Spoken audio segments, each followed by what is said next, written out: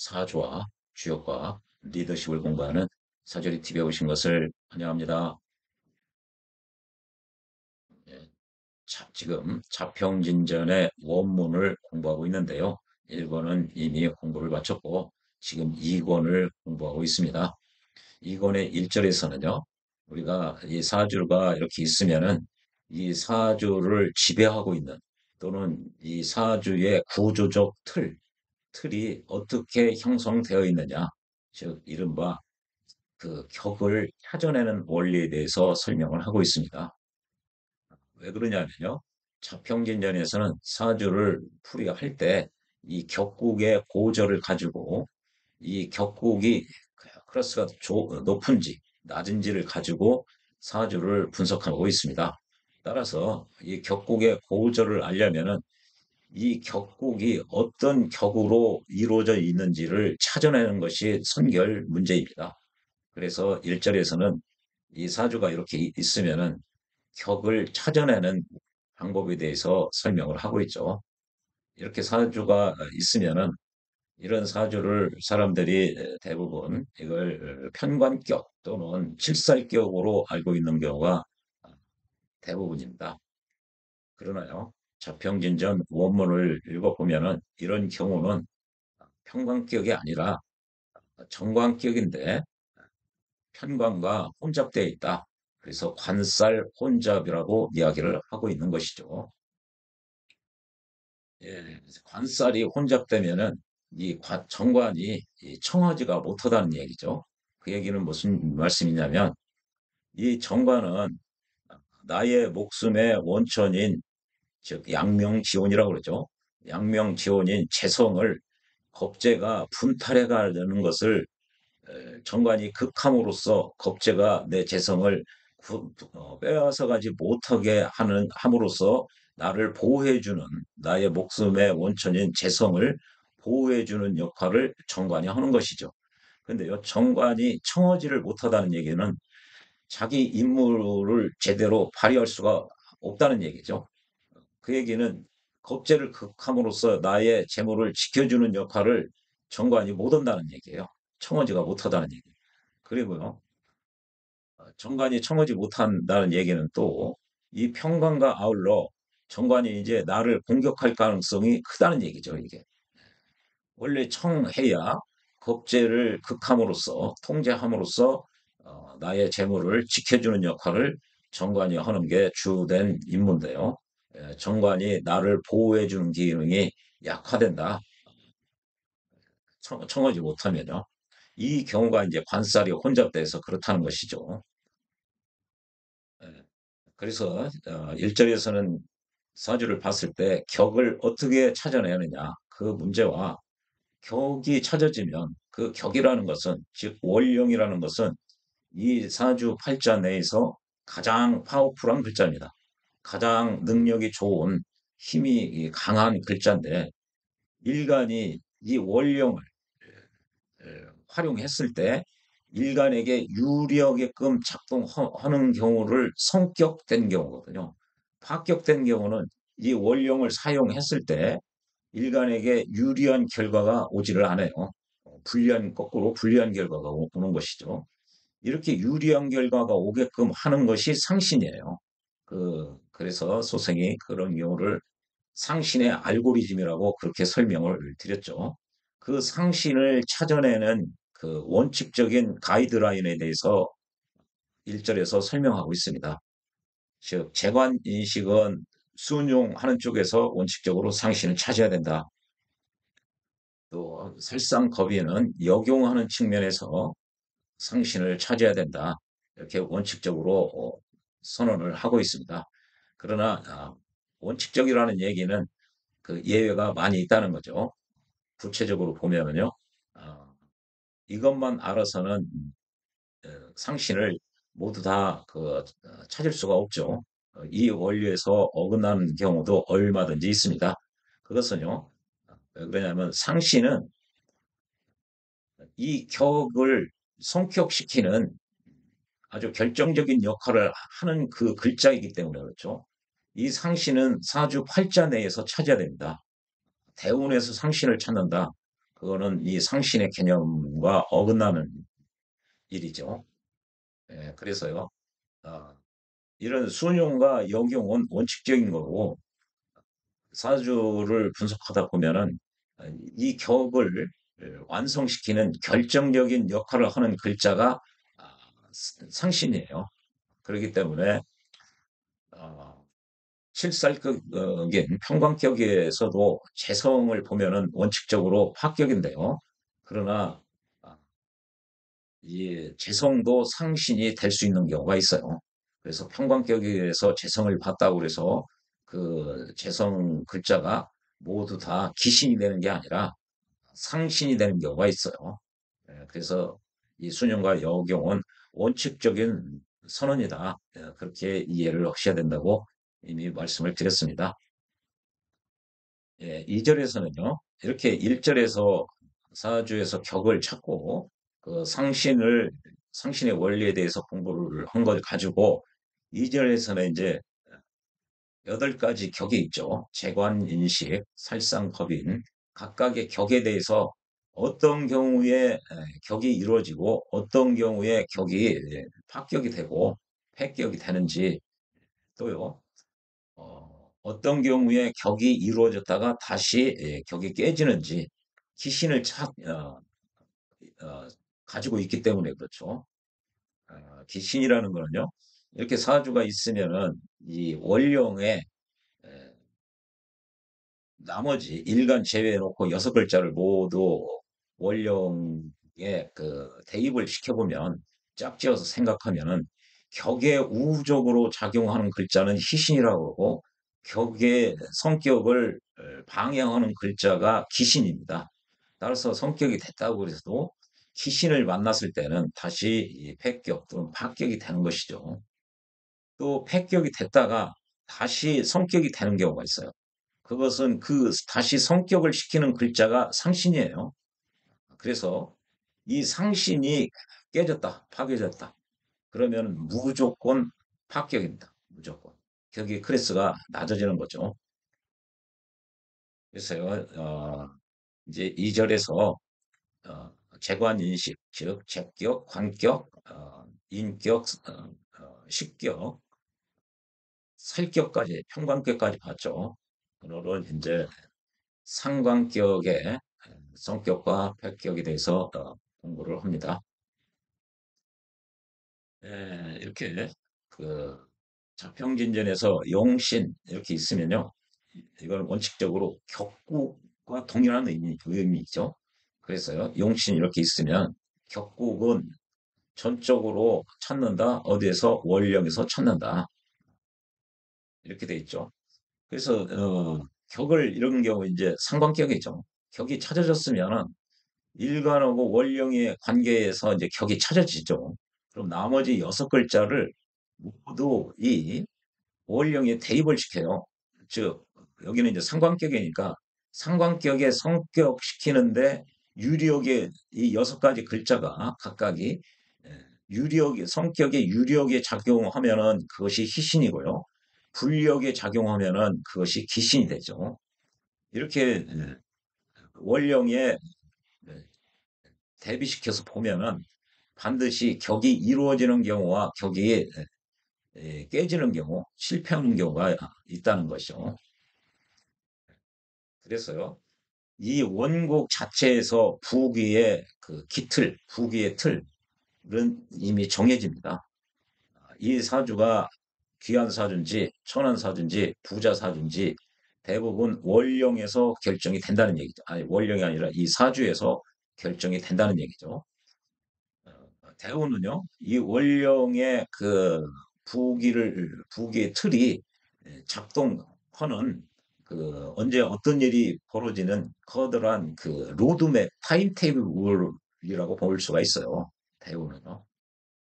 타임테이블 그 로드맵일 뿐만 아니라 원령에서 격이 파격이 됐는데 이 원국에서 격이 파격이 됐는데 이 로드맵 대운에서 격이 성격되는 경우가 있어요. 대운이 원령에서 합격된 것을 그 대운 기간 동안 격을 완성시키는 성격시키는 경우가 있고요.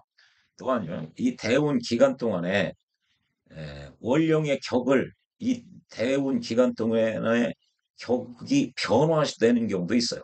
격을 변화시키는 경우. 그래서 그거를 변격이라고 그러죠. 격을 변화시킨다. 그런 기능이 있어요. 그리고요, 유년, 세운은요, 이렇게 원국에서 격이 합격 났는데 대운에서 성격이 되고,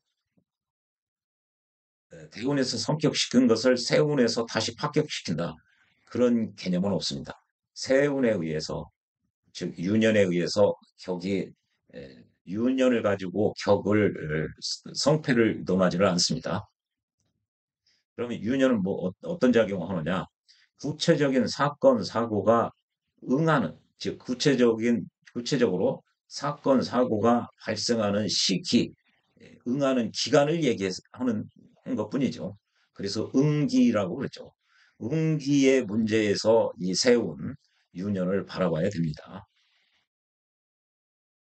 예. 이렇게 상관격이 되면요. 이 상관의 기본적인 개념을 알아야죠. 예. 그래서요. 이 정평과 순역의 관점, 예, 지난 뭐 칠살격이나 나머지 격에서도 이미 설명을 했습니다만, 이 내가 있고 나의 카운터파트 상대방이 있다는 얘기죠. 그러면 나의 상대방은 원칙적으로 나로부터 이쪽으로 한 칸 뛰면 관살이고요. 이쪽으로 한 칸 뛴 게 재성이죠. 나의 상대방은 원칙적으로 관살이나 재성이 되는 거죠. 그런데요, 재성은 내가 그거는 거고 내 맘대로 할 수 있는 측면이 있다는 얘기죠. 그건다는 얘기는. 관살은 내가 그걸 받는 것이기 때문에 내가 느끼기에 나의 상대방은 관살로 주로 인식을 하는 것이죠.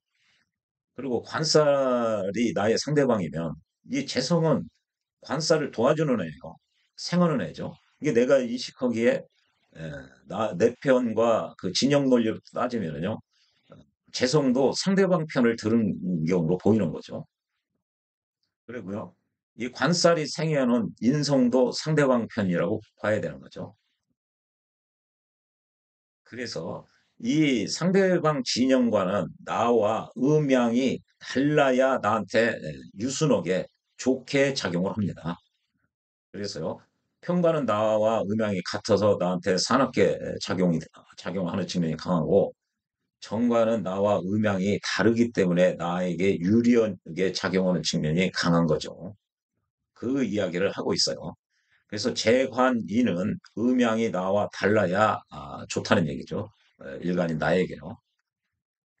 그런데 재관인 중에 이런 재성과 인성은 굳이 정편을 나눌 실익이 거의 없습니다.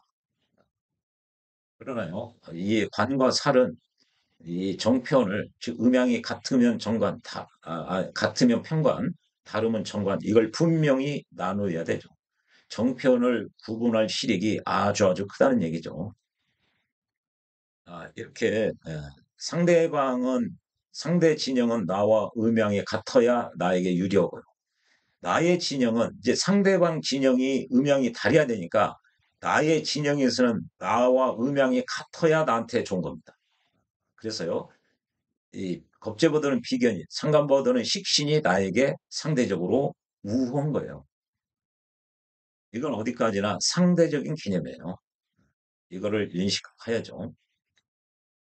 아, 만약에 이게 이제 같은 개념이죠. 그래서 원칙적으로 나의 진영에 있는 겁재와 상관은요, 나와 음양이 다르기 때문에 나한테 우호적이지가 못하는 거죠.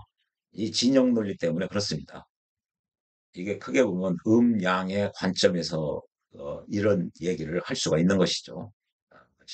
선생님이 진영 논리라고 얘기했지만 이게 보면은 음양의 관점으로 볼 수가 있죠. 이거를 그, 간과하는 경우가, 공부를 오래 하신 분들도 간과하는 경우가 많이 있습니다. 이 상관 그러면요, 대부분 일간에게 안 좋은 쪽으로 작용을 한다. 그렇게들 많이 알고 있죠. 왜 그러느냐? 이 정관은요, 규범이자 룰이자 법이자 사회 일반 상식이에요. 그것을 이게 상처낸다는 거거든요. 스크래치 낸다는 거죠. 관을 상처낸다. 그래서 관이 룰이라고 그러면은 룰을 깨트리는 거예요. 그래서 소생이 룰 브레이커라고 한 거죠. 룰을 깨트리는 인자라는 얘기죠. 파괴하는. 이게 관은 옛날 같으면 임금이에요. 임금을 거부한다는 얘기죠. 그러면 옛날 같으면 모반이고 역성입니다. 바로 대역죄로 능지처참을 당하는 거죠. 그리고 소생이 십성 시간에 말씀드렸다시피 이 상관과 식신, 이 명명을 할 때 상관은 좋은 측면에서 명명을 했고 식신은 아니 식신은 좋은 측면에서 명명을 했고 상관은 안 좋은 측면에서 이름을 지었다. 왜 그렇게 이름을 지었을까? 그거에 대해서 상세히 설명드린 바가 있습니다. 이 상관은 원칙적으로 관이나 그, 그 관은 이제 회사를 의미하기도 하죠. 회사의 정책을 깨트리는 또 임금을 거부하는 그러니까 그 자체로 능지처참을 당해야죠. 옛날 같으면. 그래서 안 좋은 거죠. 그리고요. 또 안 좋은 거는 이 정관을 깨트린다는 얘기는요. 나의 목숨의 원천입니다. 이게. 그래서 양명지원이라고 하죠. 대부분 공부하시는 분들이 재성은 아, 아예 그 양명지원이다라고 얘기하는 경우가 대부분 없어요. 그리고요, 뭐이 식신이라는 용어 때문에 내가 밥이나 쌀을 식신으로 보고 있는 경우가 많아요.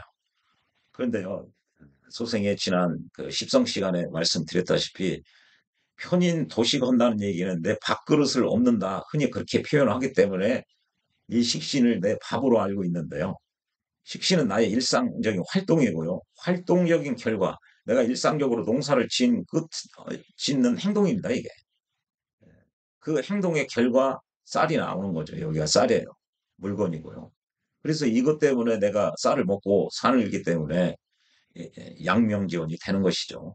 이 개념도 일반인들이 많이 그 편인으로 식신이 깨졌다, 도식됐다, 그럼 밥그릇이 깨졌다 이렇게 알고 있는데 이게 밥이 아닙니다. 예, 그것도 지난 십성 시간에 설명드린 바가 있어요. 정관이 깨트려지면 나의 목숨의 근원, 원천이 이 겁재한테 분탈당해요. 빼앗겨요.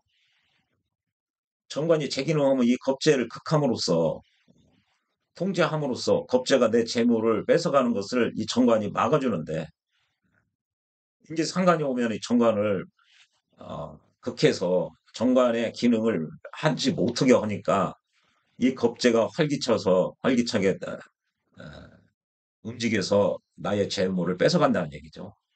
이게 이제 상관의 두 번째로 이제 나쁜 경우죠. 그리고 상관의 또 다른 나쁜 점은요. 이게 식신은 이 정관을 잘 따릅니다. 그래서 소생의 룰 테이크라고 그랬죠. 이거는 룰에 잘 사회 상식이나 나라의 임금이나 회사나 여기에 회사의 정책이나 이런 걸 잘 수용을 합니다. 룰이나 사회 상식이나 그래서 룰 테이커라고 그랬죠. 받아들이는 사람. 근데 이거는 룰 브레이크가 되죠. 이게 양간 같은 경우는 식신은 정관과 합을 합니다. 음간 같은 경우는 상관은 이 편관과 합을 해요. 나의 원칙적인 부인이 정제이듯이 이 겁제의 부인은 이 편제예요. 이게 겁제는 편제와 친한 거예요. 그래서 이게 겁제가 과거격하듯이 편제가 재물을 운용할 때 일확천금을 누린다든지 투기성 재물을 이라든지 아니면은 뭐 도박이라든지 이런 게 다 여기서 나오는 거거든요. 이게 정편의 관계에서 나오는 거예요. 이게 상관은 식신은 정관과 친화적이라고 그러면 상관은 편관과 친화적인 거예요. 이게 편관은 나를 힘들게 하고 극하는 거죠. 이게 상관이 룰을 어기고 임금의 모반을 하고 역성을 하고 이게 불법을 자행하니까 그 결과로 관에 의해서 제재를 받는 거죠. 재판하고 뭐 감옥을 간다든지, 아니면은 거기까지는 도달하지 않는다고 그래도 사람들의 입에 오르내립니다. 아무개가 어떻다더라, 저랬다더라. 이게 상관의 영향이죠. 이것이 상관의 세 번째로 그 나쁘게 얘기하는 거예요. 나쁜 기능이죠. 예, 이게 원칙적인 이 논리적인 측면에서 지금 상관의 그 상관은 일관에게 조금 불리한 작용을 한다.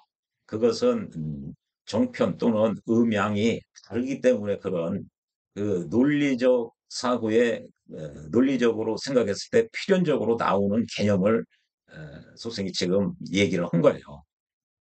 그러나요? 이 상관이 이 법을 잘 지키고 회사의 정책을 잘 지키고 그러면요, 이 상관이 순기능도 굉장히 많습니다. 그래서 현대적으로 봤을 때 상관이 상관 경관한다고 늘 나쁜 일만 발생하는 게 아니에요. 그 반면에 이게 제가 전제를 깔았죠. 이 사회의 룰이나 규범이나 상식에 잘 순응을 한다는 전제가 깔려 있는 거죠. 사회뿐만 아니라요. 그 법이나 룰이나 회사의 정책뿐만 아니라 친구 관계에 있어서도 상대방을 배려하고 존중하는 게 아주 습관화가 돼 있는 그런 상관을 가지고 있으면요. 이 정관을 그갈 일이 없는 거예요. 그러면은 상관 경관이 됐다고 그래도 아무런 부작용이 없습니다. 그래서 이 상관 경관이 돼 있다고 모두 나쁜 쪽으로 해석하는 거는 온당하지가 않죠. 그리고 실무에서 소생의 사조를 이렇게 통변을 해보면요. 요즘은 이게 법을 어기고 그러면 바로 제재를 받을 수밖에 없습니다. 그래서 옛날처럼 이런 모반을 하고 역성을 하고 그런 것도 이게 지금 대한민국만 해도 민주주의가 상당히 성숙이 됐어요. 그래서 이런 시기에 무슨 어, 혁명이라든지 쿠데타든지 그런 거는 금방 이제 옛날처럼 군부 독재가 일어난다. 소생이 생각하기에는 앞으로 그런 일은 거의 없다고 생각합니다. 시민의식이 성숙이 됐고, 만약에 그런 군에 의한 그런 쿠데타나 이런 게 발생하면은 시민들이 가만히 있지를 않을 거예요. 바로 시민혁명이 일어날 겁니다. 예, 그래서 사주가 상관경관이 됐다고 해서 옛날처럼 상관경관 위합했단이다. 이렇게 나쁘게만 생각할 게 아니죠. 오히려 실제로 그런 경우를 많이 봤어요. 상관경관이 되는 그 대운과 세운에 취업도 되고요. 심지어 외국계 회사, 아주 글로벌 기업에 취업해서 잘 나가는 경우도 많이 봤어요. 그게 이제 요즘 옛날에는 이 정관의 시대였다면 지금은 식상의 시대예요.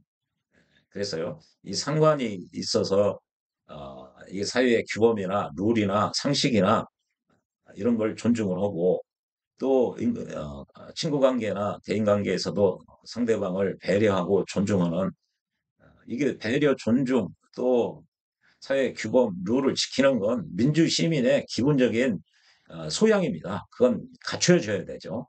그래서 그 소양, 기본적인 소양이 갖춰졌다고 그러면 상관은 머리가 팽팽 잘 돌아가죠. 그리고 말을 잘하죠. 순발력이 있고 아주 좋은 점들이 많이 있죠. 이에 대해서는 소생의 지난 이 십성을 이게 십성이죠. 이걸 설명드릴 때 뭐 식신상관의 현대적인 의미라든지 다양한 말씀을 드렸습니다. 사투리 TV의 그 질개찾기에 보시면 십성 또는 십신이라는 그 재생 목록이 있죠. 재생 목록에서 식신과 상관을 좀 보시면 도움이 많이 될 겁니다. 예, 상관격이 성격되는 경우, 어느 경우에 이제 상관격이 성격이 되느냐. 원문에 보면은 상관이 죄를 생하는 거다. 이렇게 상관은 어떤 분은요, 어, 식신과 상관 중에 나의 기운을 더 많이 설계해 가는 게 식신이라고 얘기하는 양반도 있어요. 그렇지 않아요. 이 상관이 더 많이 기운을 설계해 갑니다. 그래서 나의 숙이라고 그러죠. 내가 힘이 강력하면요. 거기서 그 기운을 빼가는, 기운을 설기시키는 것을 빼어난 기운이다. 그래서 숙이라는 표현들을 많이 해요. 식신은요, 나와 음양이 같기 때문에 아까 그 정편의 원리에서 우호적이라고 그랬죠. 나에 대해서. 아까 그 카운터파트, 이게 제 관이는 상대방이고, 상대방의 그 중심에 있는 게 관살이고, 내 진영은 요렇게 있는데, 여기서는 나와 음양이 같아야 나한테 유리하다. 따라서 겁재보다는 비견이, 상관보다는 식신이 나에게 우호적인 거예요. 그래서 나는 식신은 나의 그냥 일상 활동입니다. 내가 힘들이지 않고 할 수 있는 일이고요. 상관은 이런 거죠. 어, 지금서부터 1시간 이내에 혁신적인 안, 창의적인 그 안을 한번 얘기해 보세요. 그러면 이건 굉장히 머리를 생각을 많이 해야 됩니다. 그리고 또 이렇게 시간에 쪼달리고 상황에 쪼달리면 이 창의적인 생각이 오히려 더 안 떠올라요, 이게. 그러면 창의적인 안, 혁신안 이런 거는요. 생각을 여러 각도로 많이 해야 됩니다. 그래서 많이 힘들어요, 내가. 즉 내 에너지를 많이 소모하게 되는 거죠, 이게 상관이요. 다방면으로 해야 되기 때문에 그렇죠. 그러나 또 이 폭면에서는 상관이 넓을 거예요. 식신은 폭은 좁아도 깊게 하는 측면이 있어요. 그런 것도 지난 십성 시간에 설명을 드린 바가 있죠. 예. 이렇게 사- 상관을 봤다는 얘기는 일간의 기운을 내가 많이 내가 설계해 간다. 설계해 가는데 기본적으로 그래서 상관격은요. 뭘 우선으로 봐야 되느냐? 나의 역량, 나의 그 힘과 상관의 힘을 이렇게 봐야 돼요. 지난 칠살격에서도 그랬죠. 나의 힘과 칠살의 힘을 우선적으로 보세요. 그랬죠. 이 상관격에서는 나의 힘과 상관의 역량, 힘을 우선적으로 봐야 돼요. 왜 그러냐면 이 상관은 나의 기운을 쏙 빼가는데 도사이기 때문에 그래요. 또 평관격에서는 왜 그러냐? 평관은 나를 아주 극하는 힘이 막강하기 때문에 평관의 힘과 나의 힘을 봐야 되고 상관격은 나의 힘을 설계하는 힘이 아주 세기 때문에 상관의 힘과 나의 힘을 우선적으로 봐야 돼요. 그래서 내가 힘이 왕하다, 막강하다. 그럴 때는 내가 힘이 있으니까 힘을 더 빼가도 상관없고 이 상관이 재성을 생하는 게 좋습니다. 내가 힘이 강하니까요. 그러면 재성을 생하면은 내가 힘이 있으니까 이게 내가 재성을 극해서 내 쪽으로 이 재성을 통제 관리해서 내 것으로 할 수가 있다는 얘기죠. 재성은 나의 목숨의 원천이니까. 그래서 일간이 내가 힘이 있으면 이게 상관이 생겨하는 경우는 일간이 내가 힘이 있어야 돼요. 이렇게 그래서 일간의 록을 얻어서 얘를 아예 이렇게 드러났습니다. 여러분들이 이해하기 좋게요. 을이 사화를 보면 상관이죠. 상관격이네. 그러면 상관의 힘과 나의 힘을 보는 거죠. 내가 더 힘이 좋다는 얘기죠. 이렇게 간여지정으로 있다. 그러면 이 자체로 일간에게 힘이 되는 거죠. 왜 그러느냐? 지지는요, 고요한, 정한 상태로 있다가, 고요한 상태로 있다가, 천간으로 드러나면은요, 이게 그 지지 자체적으로 있으면 고요한 상태로 있는 거예요. 그래서 쓰임을 기다리는 거예요. 언제 쓰일 수가 있느냐?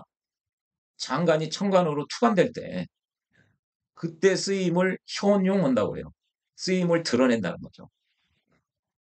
그래서요, 을목은 이 묘목에게 을목이 활동을 하면은 그 활동의 결과가 묘목한테 그 효과가 귀속돼요. 그게 묘목 입장에서는 을목의 활동을 받을 수라고 그랬죠. 받는다. 심유천 선생님 그렇게 병진전 1권에서 그렇게 이야기를 하고 있어요. 반면에요. 이 지지는 천간을 지지해 주죠. 록이 돼 준다고 그러죠. 즉 천간에 근이 돼 주는 거죠, 이게. 그래서요. 이 천간과 지지가 있으면 서로가 좋은 거예요. 서로가 서로에게 좋은 거죠. 마치 식물이 이렇게 뿌리만 있고 위에 줄기가 없으면 뿌리 자체도 못 큽니다. 근데 이 줄기가 나와 있으면 뿌리도 더 잘 자라요. 서로 지지는 청간을 지지해주고 청간은 어, 그 활동의 효과를 그 지지에게 주기 때문에 그죠. 이렇게 위에서 식물이 광합성을 하면은 뿌리도 더 커지는 원리하고 같습니다. 이렇게 상관격은 일간이 이렇게 강한데 강하기 때문에 설기해서 상관 생제를 하면은 이게 성격이 된다는 얘기죠. 이게 첫 번째로. 이게 일간이 강했을 때고. 두 번째는 이게 이제 상관 패인이죠. 이게 일간인 내가 이 상관은 그 자체로 나의 기운을 설계해가는 능력이 좋은 글자인데 내가 약해요. 내가 힘 있으면은 이 상관해서 재를 생하는 게 또 내가 쟤도 얼마든지 통제 관리할 능력이 있는데 내가 약하면 나의 능력이 약하면은 그런데 내 기운은 많이 빼간다는 얘기죠. 그러면 내 부족한 기운을 인성으로부터 도움을 생조를 받아야죠. 이것이 상관이 인성을 쳤다. 그래서 상관패입니다. 이 패가 찰패예요. 호패, 마패 이게 쳤다는 얘기거든요. 호패를 이게 마패를 쳤다. 인성을 가지고 있다는 거죠. 상관이 인성을 가지고 있다는 것이 에, 상관패인입니다. 근데 인성이 이게 내가 약한데 많이 나의 기운을 빼가니까 인성이 강했으면 좋겠죠. 그러려면요, 어, 여기 상관이 패인하고 상관이 왕하고 상관이 왕하고 인성은 근이 있어야 된다는 거죠. 근이 있어야 통분을 해야 이 인성이 힘이 있어가지고 나를 잘 생해준다는 얘기죠. 그래서 얘를 이렇게 드러났죠. 네, 상관격인데 본기가 2에서 상관격이에요. 그런데 상관의 세력하고 내 세력으로 보니까 상관은 이렇게 투관까지 돼서 힘이 있고 나는 뭐 근이 없어요. 통근이. 그럼 나는 약한 거죠. 그러면은 내가 생을 받는 게 필요하다는 얘기죠. 그게 이제 인성이죠. 인성도 이렇게 근을 가지고 있어야 된다. 그래야 인성이 힘이 있어서 나를 생해준다는 거죠. 인성은 나를 생해주기도 하고, 인성은 나를 생해주기도 하고, 인성이 그 지나친 왕한, 강한 이 상관을 직접 극하기도 하는 거죠. 이렇게 수극화를 하는 거죠. 그래서 역시 성격이 되는 경우죠. 이렇게 상관격은 이 원칙적인 모델이 이거 두 개입니다. 이게 상관격은 상관의 힘과 나의 힘을 비교해서 내가 더 강하면은 생제로 가는 거고 내가 상관과 나의 역량을 비교해서 내가 약하면은 인성이 좋다는 얘기예요. 많이 약하면 인성이 근을 가지고 있는 게 좋은 거죠. 이 경우죠. 네. 그리고요. 여기에 이제 상관이 왕인데 여기 일주가 신약한데 살과 인이 투했다. 이게 무슨 얘기냐? 이렇게요. 이게 상관격이 인성을 봤는데 여기 인성에 뿌리가 없는 경우예요, 이게. 여기 뿌리가 없, 여기는 뿌리가 있는데 여기는 인성이 뿌리가 없는 대신에 살을 받죠. 살로부터 힘을 이제 살인 상생으로 이렇게 가져온다는 거죠. 얘가 근이 없어요. 살은 힘이 파워풀하죠. 살로부터 인성의 기운을 생을 받는다는 거죠. 근인 없지만.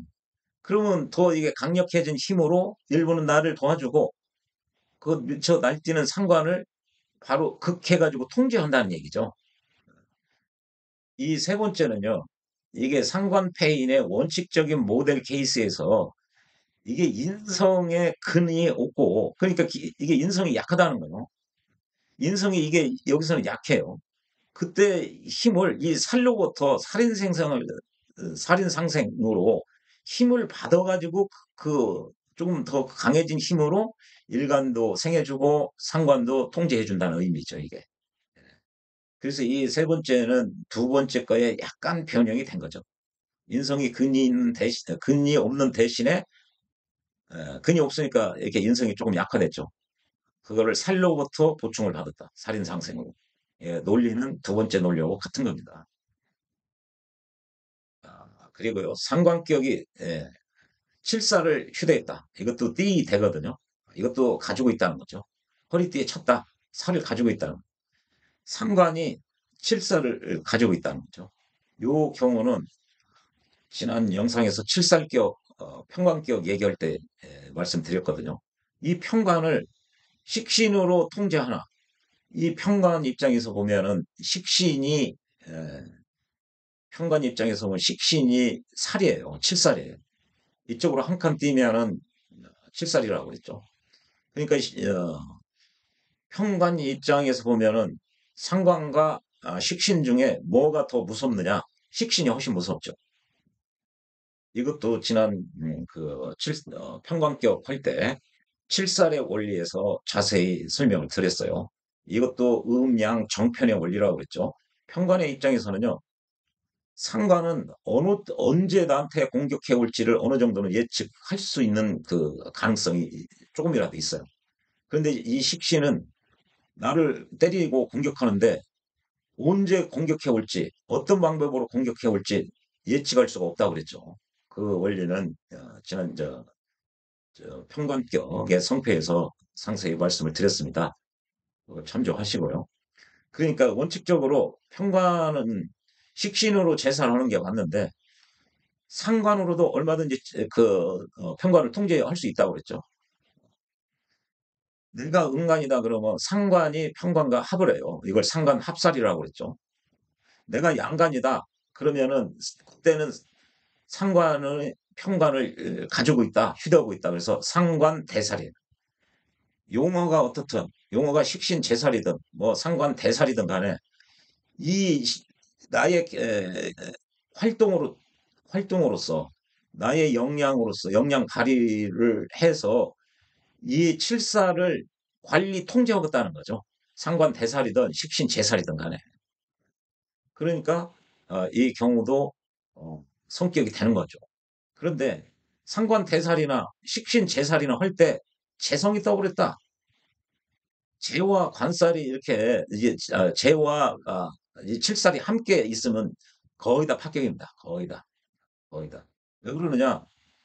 이게 상관 대살이든 식신 제살이든 할 때 재성이 있으면은 나의 기운은 빼가고요. 얘네들이 이 칠살을 생해줘요. 내 입장에서 볼 때 이 재성은 이 칠살 편을 드는 애들이에요. 그래서 그거를 치우칠 편자, 무리 당자 이게 편들다는 얘기죠. 그걸 편당한다고 그랬어요. 이 칠살의 무리가 된 거예요, 이게. 그래서 아까 정편의 원리도 재, 관, 인, 일, 카운터파트라고 그랬죠. 반대 진영이라고 그랬죠.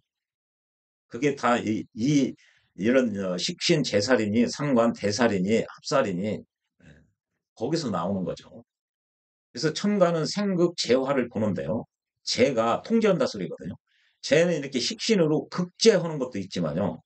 상관으로 합제하는 경우도 있어요. 합으로서 기반시켜서 통제한다. 합제죠. 만약에 양간이어서 그냥 상관 대살이라 합이 안 된다. 그래도 상관으로서 평관을 극제하는 거예요. 그 경우. 극하는 거죠. 그래서 이건 당연한 얘기죠. 이렇게 이 칠살은 길들여지지 않은 글자이기 때문에 이게 길들이려면 잘 어, 이 미처 날뛰지 못하게 잘 조련을 하려면은 이게 식상으로 통제를 해야 되는데 만약에 통제하려고 그러는데 재성이 떴다 그러면 나의 통제력은 설계돼서 약화되고 통제하려고는 상대방은 더 세력이 더 커진 거예요.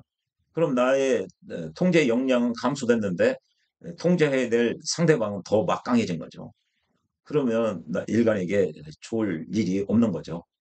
그 얘기는 파격이란 얘기예요.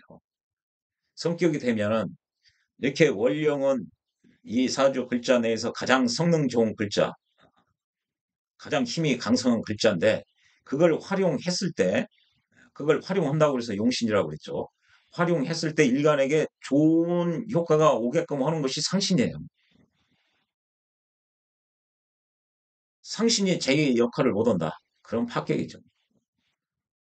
이렇게 제사를 하려고 그랬는데 재성이 있다. 그러면 이게 기신이에요. 기신. 상신을 깨뜨리는 이게 이제 상관 대살이죠. 이게 이제 상관격 그러면은 일간과 상관의 기운을 보고 일간이 상관보다 힘이 있고 그러면 생재하는 게 좋고 일간이 상관의 기운보다 약하면은 폐인하는 게 인성으로 생조를 받는 게 좋다. 이게 가장 기본적인 거고 그 인성으로부터 생을 받을 때 나를 도와주는 글자가 힘이 있어야 제대로 나를 도와줘야 된다는 얘기죠. 이게 칠사하고 인성하고 함께 본 거는 두 번째의 약간의 변형이고요. 어, 제사를 하는데 이게 평가를 통제 관리하는데 상관 대사를 한다는 얘기죠.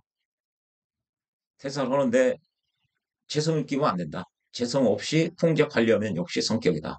이 경우는 식신 제살에 놓으려고 똑같은 겁니다. 이렇게 상관격이 있고 그러면은 이렇게만 놓고 상신을 찾으세요. 그러면은 요 7살이 상신이 되는 거예요.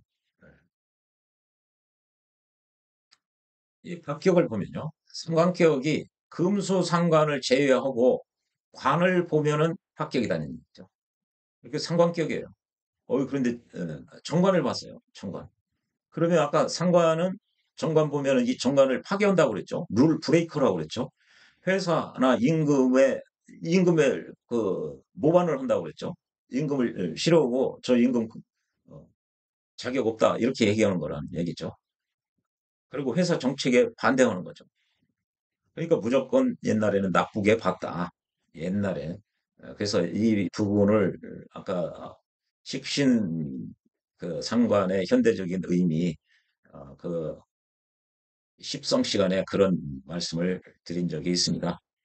그래서요, 옛날에 지금도 이렇게 되면요, 상관, 경관 그런 원칙적으로 자평진전에서 격국을 분석할 때 원칙적으로 이걸 파격이라고 하는 거예요.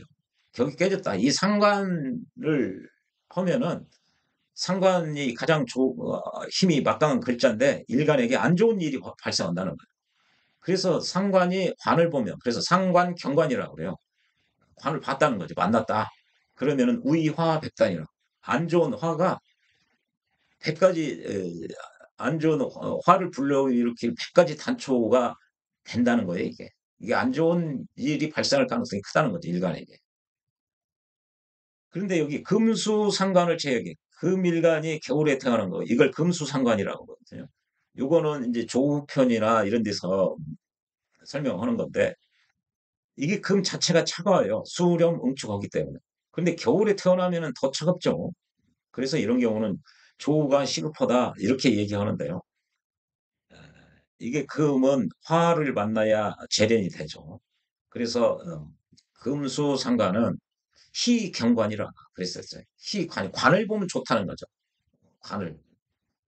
그래서 이렇게 금수상관이 꼭 정관만 봐야 되느냐? 평관 봐도 좋은 경우 얼마든지 있습니다.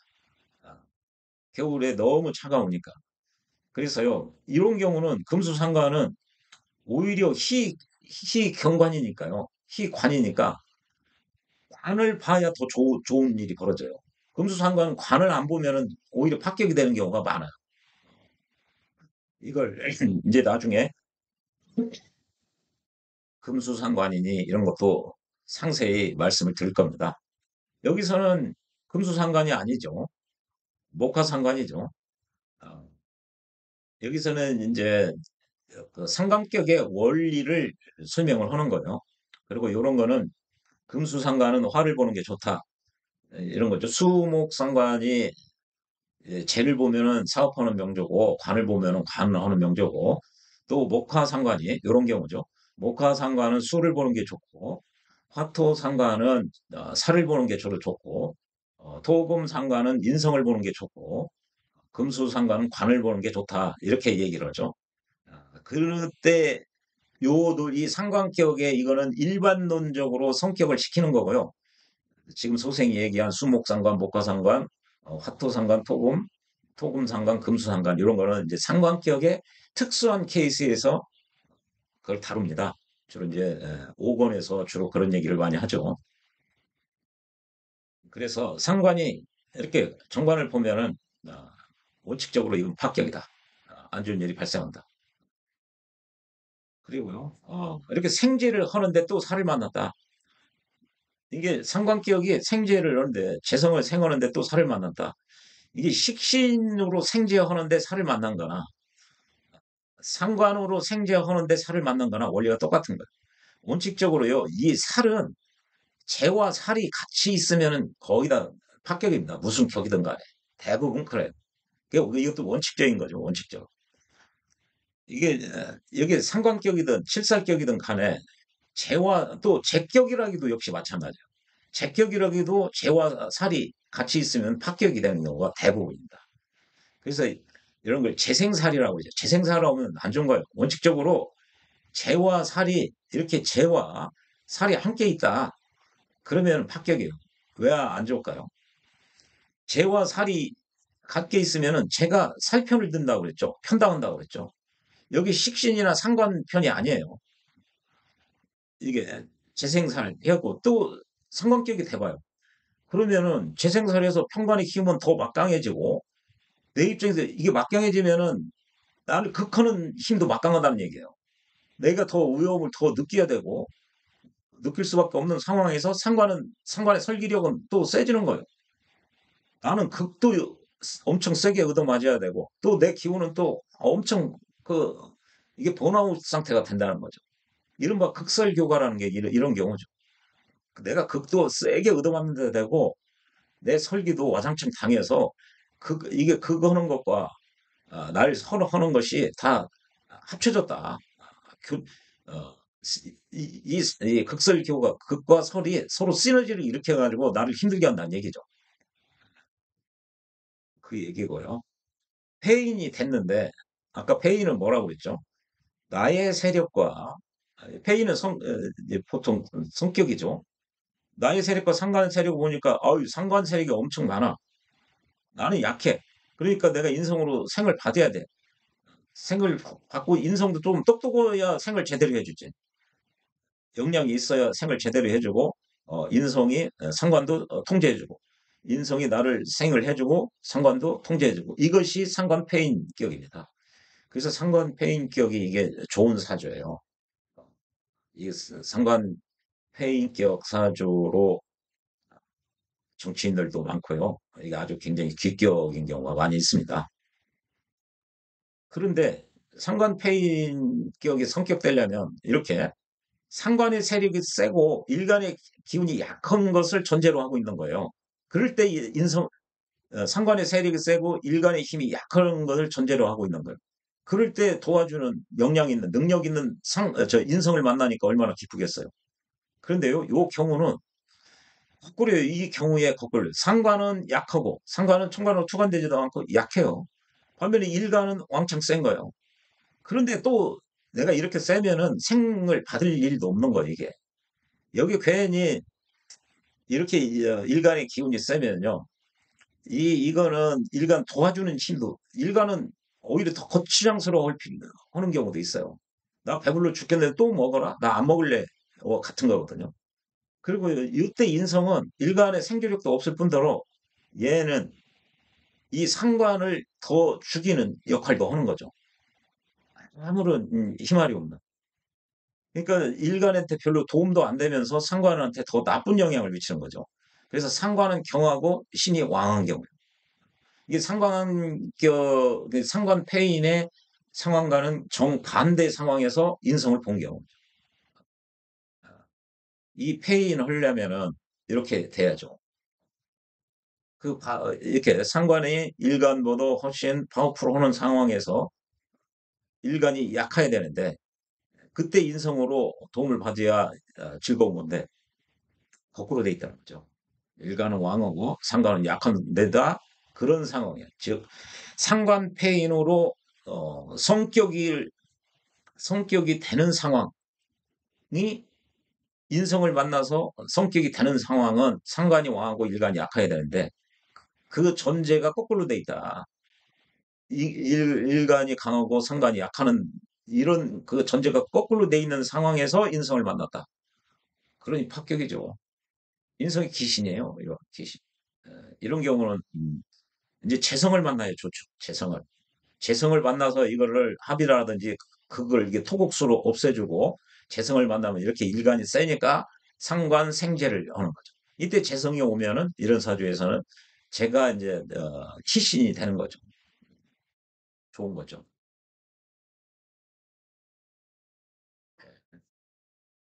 바꿔요. 이제 성격이 됐는데 성격 중에 다시 합격이 됐다. 왜? 기신 때문에 그렇다. 격을 완성시키는데 방해가 되는 거. 예, 생재가 됐죠. 이렇게 일간보다 상관이 약하네. 그리고 그 얘기는 일간의 기운이 상관보다 세네. 이게 이건 상관생재. 화생토에서 성격이 됐죠. 상관생재로. 상관생재를 했는데 생재에서 재성이 또 합을 만났대요. 재성이 이렇게 갑기합에서 합반이 된 거죠. 합반. 합반이 되면 이게 기반이 된 거죠. 이 재성이 자기 역할을 못 하는 거예요. 그러니까 생재가 안 된 거죠. 그래서 어, 성중유패가 되는 거죠. 이렇게만 되면은 이 재성이 성격이 됐는데 다시 제가 날아가서 없어져서 상관생체가 됐어요. 그랬는데 여기 갑이 나와가지고 이 재성을 묶어버렸다는 거죠. 생재 생재가 이제 안 되는 경우죠. 그리고요 폐인이 됐어요. 예, 이렇게 되면 봐요. 상관의 세력과 나의 세력 보니까 상관이 이렇게 힘이 있네요. 어, 그러니까 내가 약하니까 내가 생을 받아야 되겠죠. 인성이 왔어요. 그 인성도 근이 있어요. 상관 폐인이 됐죠. 성격이죠. 성격이 됐는데 다시 이 인성이 이렇게 상관이 힘이 세고 내가 약해서 내가 인성으로부터 도움을 받았어요. 그래서 인성이 나를 도와주고 상관을 통제해요. 강력한 상관을. 그런데 갑자기 이 재성이 나와가지고 이 인성을 극해가지고 나를 못 도와주게 하는 거죠. 그럼 상관 페인격이 합격이 된 거죠. 다시. 이게 무가 목의 합으로 묶은 거죠. 이렇게 페인 그러면은 이게 성격이 됐다는 거죠. 상관 페인. 성격이 됐는데 인성이 또 상처를 만났다. 인성이 또 상처. 여기서는 인성이 또 이 상관을 만난 게 아니라 상처, 이게 재극인을 당했다는 거예요. 죄로 손상이 됐다는 거예요, 인성이. 이 상이, 이게 이제 상관을 의미하는 게 아닙니다. 그래서 재극인을 당해서, 에, 이 상관이, 이 인성이, 힘을 잃어가지고 나를 도와줄 힘이 없고 상관을 통제할 수도 없다. 그러니 파격이다. 그 얘기죠. 예, 그 얘기입니다. 여기서 상이, 뭐 상관할 때 상이 아니라 상하게 했다. 상처냈다. 그런 거죠. 이게 재극인을 받았다는 얘기입니다. 그러면 이제 이때 이제 제가 이게 기신이 되는 거죠. 기신이. 그러면은 이런 경우는 운에서 이게 비겁운이 오면 좋은 거예요. 비겁운이 와가지고 이 무토를 극해버리는 거예요. 이거를 극하면은 다시 이게 에, 비겁운이 오면 내가 일간의 힘이 약한데 힘도 되면서 이 재성도 극할 수 있으면서 또 이 페인도 되고 여러모로 좋은 거죠.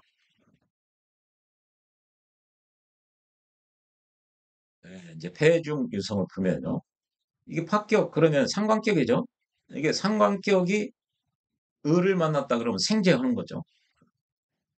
생재 하는 거예요. 이게 이제 아, 아까 그랬죠. 합격되는 게 금수상관은 이게 이제 관을 보는 경우 좋다고 그랬죠. 금수상관은 관을 너무 추워서. 그런데 재성 보면은 금수상관이라도 재 보면은 좋은 거예요. 그러면은 상관이 생재하는 거죠. 일반적으로 이런 경우 이제 경금이 힘이 있을 때 좋아지는 경우가 더 많죠. 이렇게 있는 경우보다 경신이 되는 게 더 좋은 사주가 될 가능성이 있는 겁니다. 그럴 때 이 재를 또 상관의 기운으로 재성을 더 자기 쪽으로 가져오는 힘이 더 막강해지는 거죠. 상관생재로 이게 성격이 됐어요. 그랬는데 재와 칠살이 같이 있어요. 재와 칠살이 같이 있으면 대부분 파격이라고 그랬죠. 다시 파가 됐어요. 아까 선생님 재와 편관이 같이 있으면 제 성격도 제격에서도 그렇고 또 이게 이제 정관격에서도 그렇고 또 상관격에서도 그렇고요. 식신격에서도 그렇고요. 대부분 이게 재와 편관이 같이 있으면은 에, 원칙적으로 다 바뀌어요. 이제 구체적으로 어제 말씀드린 그 칠삭계 편관격에서도 재성을 보는 경우, 재성이 상신이 되는 경우가 있다. 그런 거는 아주 예외적 케이스죠. 그런 거는 이제 5권에서 이제 상세히 다루죠. 그러나 원칙적으로 이렇게 보면 재와 살이 같이 보면 합격이에요.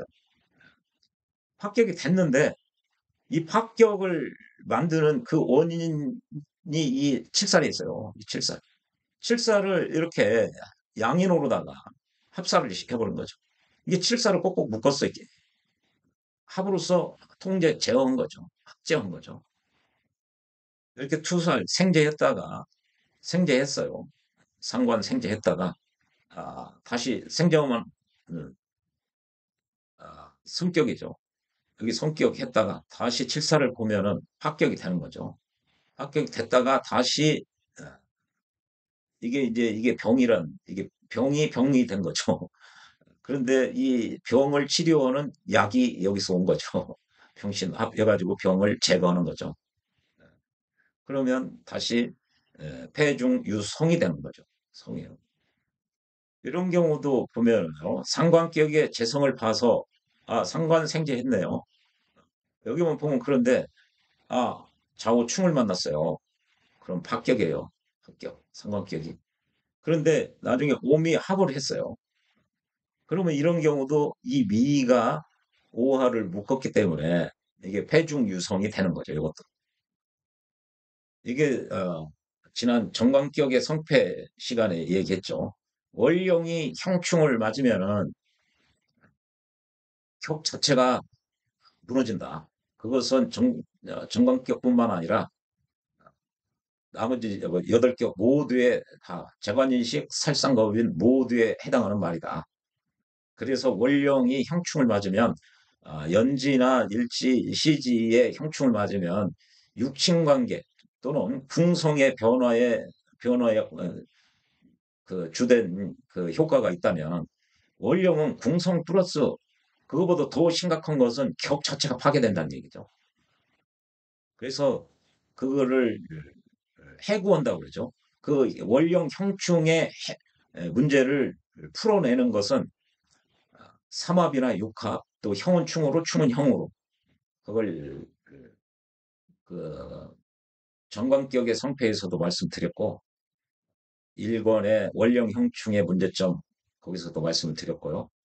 어, 다양한 부분에서 말씀을 드렸습니다. 그래서 여기 저자가 심희준 선생이 형충은 다루지 않았어요. 여기 합격되는 경우도 형충이죠. 형충이 있으면 합격입니다. 그리고요. 폐중 유성도 여기처럼 이게 합격이 됐는데 다시 오미합으로 이게 충의 문제를 이게 그 해소를 시켰죠. 그러면 다시 이것도 이게 폐중 유성이 되는 거죠. 이게 저자가 그 정관격에서만 얘기를 하고 어, 또 일본의 형충해야 그 해법이라고 거기서도 그 저자가 이야기를 하고 있어요. 그리고 다시 한번 정관격의 성패 부분에 대해서 얘기를 하고 나머지는 얘기 않겠습니다라고 얘기를 한 거예요. 그래서 정관격 이외에 나머지 격에 대해서는 이 형충의 문제, 형충은 지지에 있는 거죠. 그 문제를 언급하지 않을 뿐입니다. 그러나 언급하지 않았다고 해도 그 중문 부분에서 이야기를 했기 때문에 다 이런 형충의 문제를 적용이 된다고 봐야죠. 그래서 이런 경우도 폐중 유성으로 볼 수가 있는 것이죠. 네. 이게 이제 상관격의 성패를 볼 때는요. 이 두 경우를 분명히 이해해야 돼요. 상관과 일간 세력을 봤을 때 일간이 상관보다 파워풀하면은 죄를 보는 게 좋다는 얘기예요. 상관 생제로 하는 게 좋고요. 상관의 세력이 크면은 이렇게 인성으로 생조를 받는 게 좋다. 근데 인성도 똑똑해야 된다. 나를 도와주는 게 힘이 있어야 되지. 이게 근이 없으면은 이게 도와주는 그 신용만 하지 내 입장에서 실질적인 도움을 못 받는다는 얘기예요. 이게 기본입니다. 이 개념을 분명히 그 알고 있어야 돼요. 그래서 여기서 말씀드린 거는 이 상관격의 그 성패에 관한 원칙적인 겁니다. 원칙적인. 아주 기본적인 거죠. 이걸 알고 있어야 격국을 다 이해할 수가 있어요. 이제 3권이나 4권, 5권 그런 논리를 다 알 수가 있는 거죠. 이게 없이는 사상 누각이에요. 앞으로 뭐 이하 설명하는 모든 내용이 이게 자평진전 책이 좋은 게요. 지금 1층을 올린 다음에 그 다음에 2층 올리죠. 1층 위에 2층 올리죠. 2층 위에 또 3층 올리죠. 그런 식으로 돼 있습니다. 그래서요. 이거를 모르면은 그 다음에 진행되는 여러 그 이론이나 그 논리를 이해할 수가 없게 돼 있어요. 자평진전 책 자체가.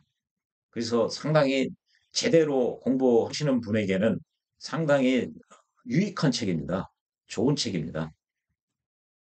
그리고 이게 이런 걸 아셔야 이렇게 어렵게 왜 한문으로 합니까라는 그런 말씀도 하시는데요. 아, 명리 공부를 오래 해 나가면 할수록 그 모르는 점, 이 디테일로 들어가면 더 그런 게 있죠. 이거 왜 그렇지? 그런 게 자꾸자꾸 보입니다.